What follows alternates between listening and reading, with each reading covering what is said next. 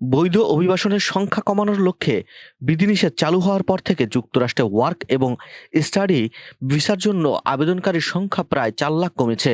Home অফিসের পরিসংখ্যানে দেখা যায় ২০২৪ সালের এপ্রিল থেকে ডিসেম্বরের মধ্যে ৫,৪৭,০০০ আবেদন গৃহীত হয়েছিল।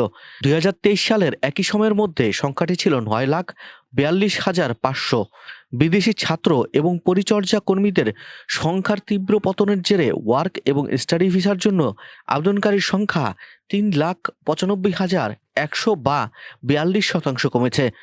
গত বছরের জানুয়ারি থেকে এপ্রিলের মধ্যে প্রাক্তন কনজারভেটিভ সরকার ধীরে ধীরে বিধিনিষেধ চালু করেছিল।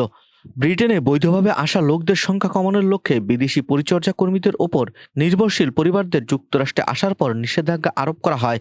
দক্ষ কর্মীদের জন্য বেতনের স্তর ৩৭,৭০০ পাউন্ড পর্যন্ত বৃদ্ধি করা হয়েছিল। অন্যান্য সংস্কারের মধ্যে ছিল বিদেশি ছাত্রদের তাদের পরিবারকে যুক্তরাষ্ট্রে নিয়ে আসা থেকে বিরত রাখা। একই সঙ্গে জাতীয় গড়ের নিচে উপার্জনকারী ব্রিটিশদের জন্য তাদের বিদেশি স্ত্রীকে দেশে আনা কঠিন করে তুলেছে। নতুন ভিসা নীতি বিশ্ববিদ্যালয় এবং শিল্প সেক্টরে প্রভাব ফেলতে পারে। পিএ নিউজ এজেন্সির বৃহস্পতিবার প্রকাশিত সর্বশেষ পরিসংখ্যানের বিশ্লেষণ অনুসারে প্রধান আবেদনকারী এবং নির্ভরশীলদের জন্য ভিসার অনুরোধ সাময়িকভাবে ৪২% হ্রাস পাওয়ার অভিবাসন বিভাগে আবেদনকারীদের সংখ্যায় বড় পতন প্রত্যক্ষ করা গেছে। স্বাস্থ্য ও পরিচর্যা কর্মী ভিসায় যুক্তরাজ্যে আসার আবেদন ২০২৪ সালের একই সময়ের মধ্যে ৬৩,৮০০-এর তুলনায় এপ্রিল থেকে ডিসেম্বর ২০২৩-এর মধ্যে ২,৯৯,৮০০ থেকে ৭৯% চেয়ে অনেক বেশি কমেছে। সামাজিক যত্ন খাত পূর্বে এই নিষেধাজ্ঞার জেরে প্রভাবিত হয়েছিল।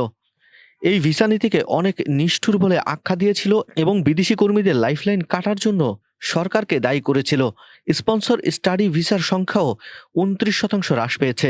এপ্রিল থেকে ডিসেম্বর ২০২৩ পর্যন্ত ৯ মাসে যেখানে ৫,৪৬,১০০, তা ২০২৪-এ একই সময়ে দাঁড়িয়েছে ৩,৮৯,৮০০-তে। নীতি পরিবর্তনের পরে বিদেশি শিক্ষার্থীদের সংখ্যা হ্রাসের ফলে বিশ্ববিদ্যালয়গুলো উল্লেখযোগ্য আর্থিক উদ্বেগের বিষয় সতর্ক করেছে।